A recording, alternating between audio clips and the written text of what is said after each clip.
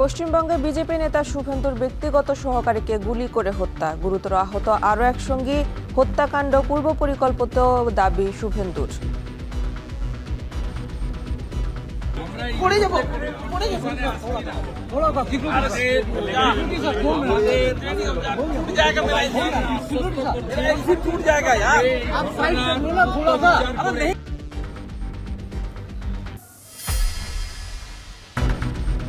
প্রশাসনকে জনমুখী করে গড়ে তোলা হবে ডিসি সম্মেলনের সমাপনী অনুষ্ঠানে প্রধানমন্ত্রী। দ্রুত ও হয়রানিমুক্ত সেবা নিশ্চিত করার নির্দেশ।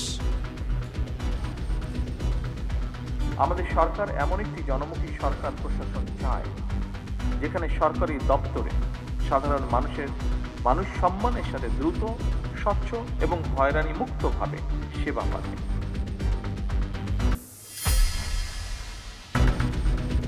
রুগ্ন শিল্প কারখানাকে 40,000 কোটি টাকা ঋণ সহায়তার উদ্যোগ কেন্দ্র ব্যাংকের।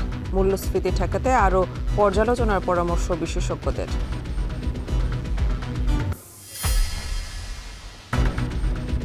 শিক্ষা প্রতিষ্ঠানে যৌন নিপীড়নের শিকার 90% শিক্ষার্থী ভয়ে অভিযোগ করেন না।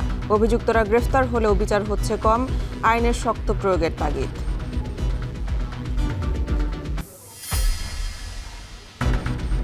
ব্রিটিশ রাজনীতিতে বাংলাদেশি বংশোদ্ভূতদের নীরব বিপ্লব। স্থানীয় নির্বাচনে 225 আসনে লড়ছেন 297 প্রার্থী।